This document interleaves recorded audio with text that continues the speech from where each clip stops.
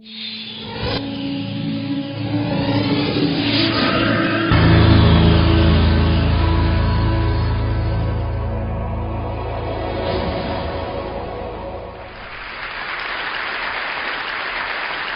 feels like we're all suffering from information overload or data glut, and the good news is there might be an easy solution to that, and that's using our eyes more. So visualizing information so that we can see the patterns and connections that matter, and then designing that information so it makes more sense, or it tells a story, or allows us to focus only on the information that's important. Failing that, visualized information can just look really cool. So let's see.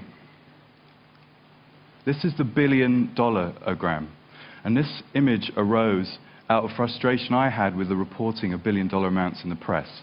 That is, they're meaningless without context. 500 billion for this pipeline, 20 billion for this war. It doesn't make any sense. So the only way to understand it is visually and relatively.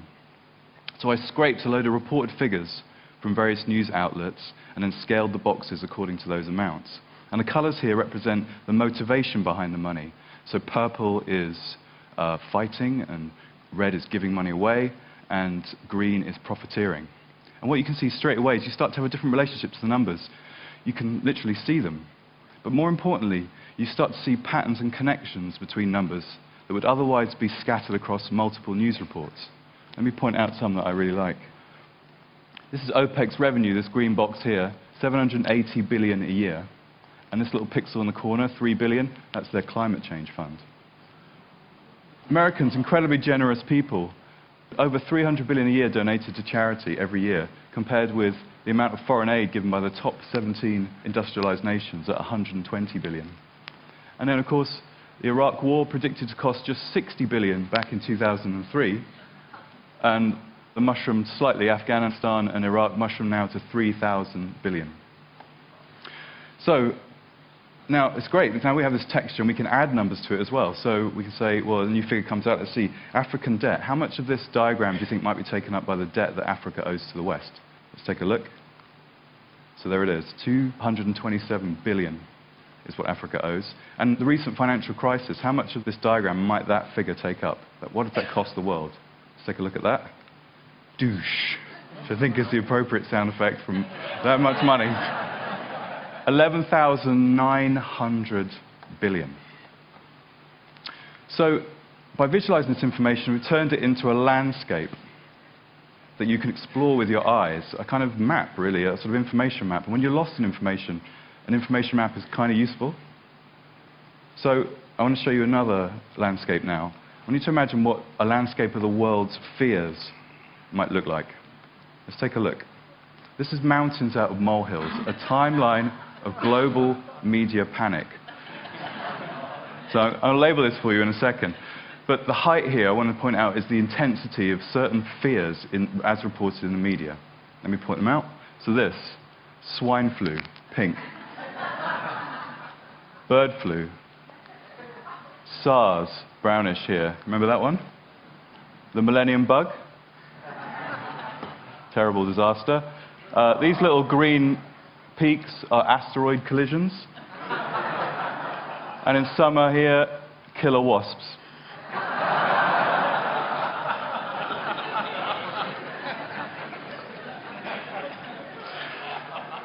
So these are what our fears look like over time in the media. But what I love, and I'm a journalist, and what I love is finding hidden patterns. I love being a data detective, and there's a very interesting and odd pattern hidden in this data that you can only see when you visualize it. Let me highlight it for you. See this line? This is a landscape for violent video games. As you can see, there's a kind of odd, regular pattern in the data. Twin peaks every year. If we look closer, we see those peaks occur at the same month every year. Why? Well, November, Christmas video games come out, and there may well be an upsurge in concern about their content. But April isn't a particularly massive month for video games. Why April? Well, in April 1999 was the Columbine shooting. And since then, that fear has been remembered by the media and echoes through the group mind, gradually through the year. You have retrospectives, anniversaries, court cases, even copycat shootings, all pushing that fear into the agenda.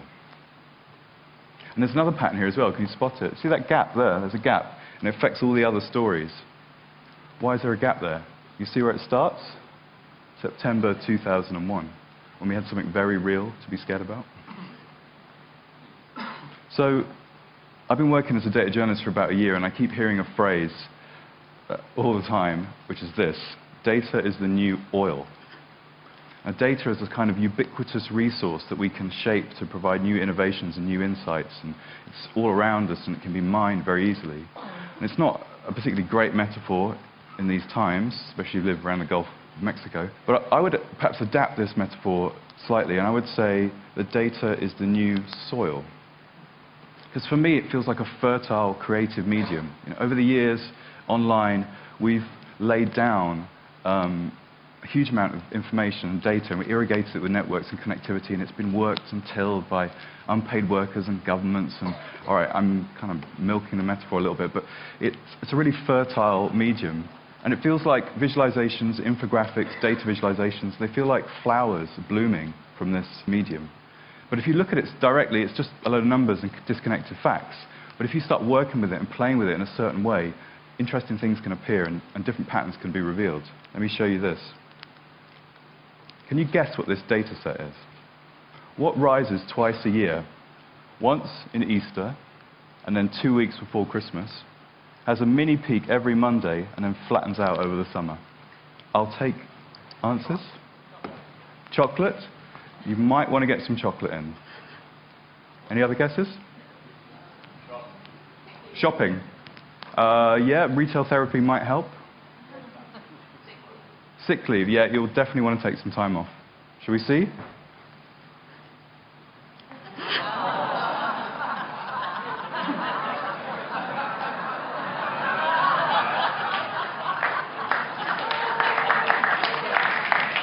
So, information guru Lee Byron and myself, we scraped 10,000 status Facebook updates for the phrase break up and broken up, and this was the pattern we found.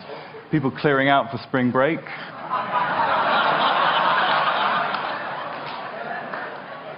Coming out of very bad weekends on the Monday. Being single over the summer. And then the lowest day of the year, of course, Christmas Day. Who would do that? So there's a titanic amount of data out there now, unprecedented. But if you ask the right kind of question or you work it in the right kind of way, interesting things can emerge. So information is beautiful, data is beautiful. I wonder if I could make my life beautiful. And here's my visual CV. I'm not quite sure I've succeeded. Pretty blocky, colors aren't that great. But I wanted to convey something to you. I started as a programmer and then I worked as a writer for many years, about 20 years in print, online, and in advertising. And only recently have I started designing. And I've never been to design school. I've never studied art or anything. I just kind of learned through doing. And when I started designing, I discovered an odd thing about myself. I already knew how to design, but it wasn't like I was amazingly brilliant at it, but more like I was sensitive to the ideas of grids and space and alignment and typography. It's almost like being exposed to all this media over the years had instilled a kind of dormant design literacy in me. And I don't feel like I'm unique. I feel like every day, all of us now are being blasted by information design. It's being poured into our eyes through the web. And we're all visualizers now, and we're all demanding a visual aspect to our information. And there's something almost quite magical about visual information. It's effortless. It literally pours it in.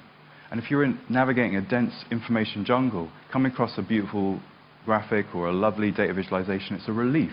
It's like coming across a clearing in the jungle. And I was curious about this, so it led me to the work of a Danish physicist called Tor Noritranders. And he converted the bandwidth of the senses into computer terms. So here we go. This is your senses pouring into your senses every second.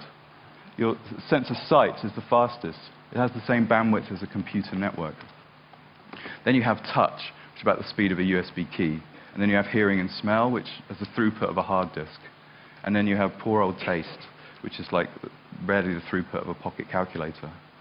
And that little square in the corner, 0.7%, that's the amount we're actually aware of.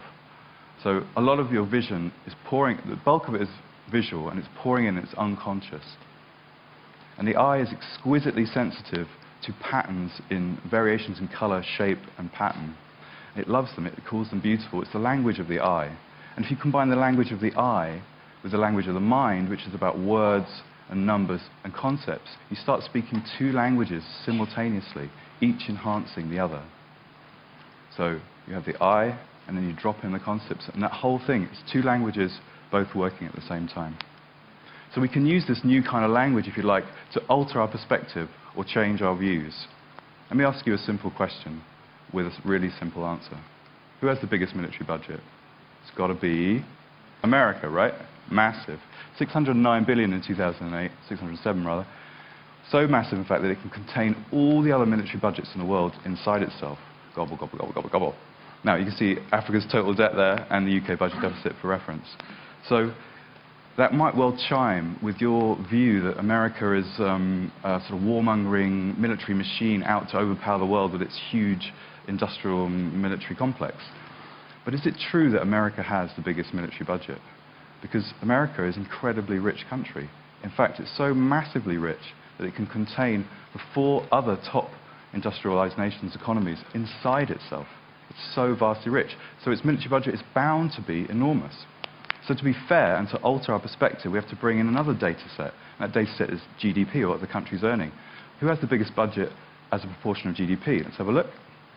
That changes the picture considerably. Other countries pop into view that you perhaps weren't considering, and America drops into 8th. Now you can also do this with soldiers. Who has the most soldiers?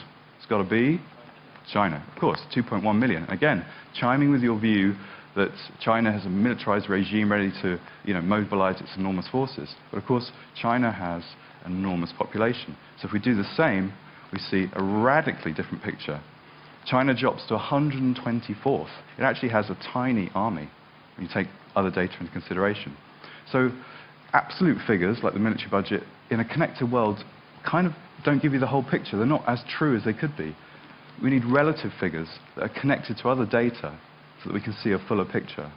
And then that can lead to us changing our perspective. As Hans Rosling, the master, my master, said, let the data set change your mindset. And if they can do that, maybe it can also change your behavior. Take a look at this one. I'm a bit of a health nut. I love kind of like taking supplements and being fit, but I can never understand what's going on in terms of evidence. There's always conflicting evidence. Should I take vitamin C? Should we take in wheatgrass? So this is a visualization of all the evidence for nutritional supplements. This kind of diagram is called a balloon race. So the higher up the image, the more evidence there is for each supplement. And the bubbles correspond to popularity as regards to Google hits. So you can kind of immediately apprehend the relationship between efficacy and popularity. But you can also, if you grade the evidence, sort of do a worth it line. And so supplements above this line are worth investigating, but only for the conditions listed below. And then supplements below the line are perhaps not worth investigating. Now this image constitutes a huge amount of work. We scraped like 1,000 studies from PubMed, the biomedical database. And we compiled them and graded them all. And it was incredibly frustrating for me because I had a book of 250 visualizations to do for my book. And I spent a month doing this, and I'd only filled 2 pages. But what it points to is that visualizing information like this is a form of knowledge compression. It's a way of squeezing an enormous amount of information and understanding into a small space. And once you've curated that data, and once you clean that data, and once it's there, you can do cool stuff like this. So I converted this into an interactive app. So I can now generate this application online, this visualization online, and I can say, yeah, brilliant. So it spawns itself, and then I can say, well, just show me the stuff that affects heart health. So let's filter that out. So heart is filtered out, so I can see if I'm curious about that. I think, no, I don't want to take any synthetics. I just want to see plants and just show me herbs and plants. There we go, all the natural ingredients. Now this app is spawning itself from the data. The data is all stored in a Google Doc, and it's literally generating itself from that data. So the data is now alive. This is a living image, and I can update it in a second. New evidence comes out. I just change a row on a spreadsheet. Douche. Again, the image recreates itself. So it's cool. It's kind of living. But it kind of can go beyond data, and it can go beyond numbers. And I like to apply information visualization to ideas and concepts. This is a visualization of the political spectrum, an attempt for me to try and understand how it works and how the ideas percolate down from government into society and culture, into families, into individuals, into their beliefs, and then back round again in a cycle. What I love about this image is it's made up of concepts. It explores our worldviews, and it helps us, or it helps me anyway, to see what others think and to see where they're coming from. And it feels just incredibly cool to do that.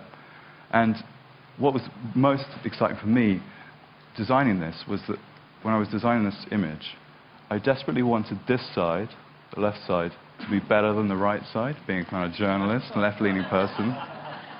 But I couldn't, because I would have created a lopsided, biased diagram.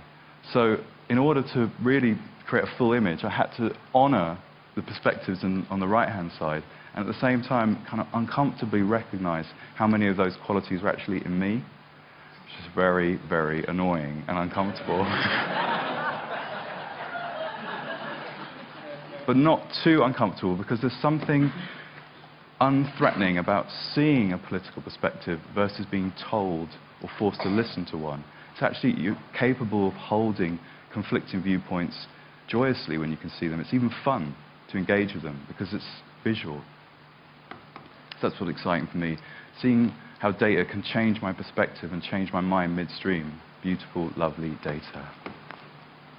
So, just to wrap up, I want to say that it feels to me that design is about solving problems and providing elegant solutions. And information design is about solving information problems.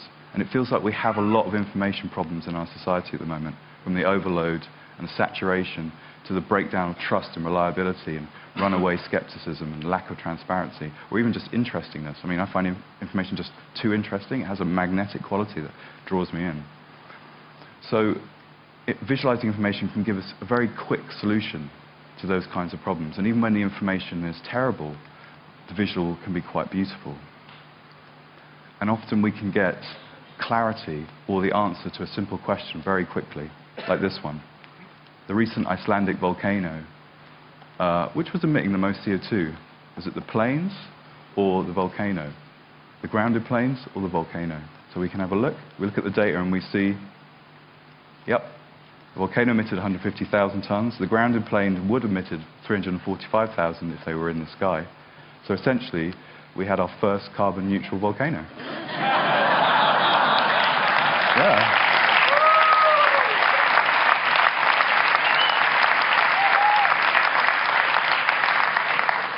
And that is beautiful. Thank you.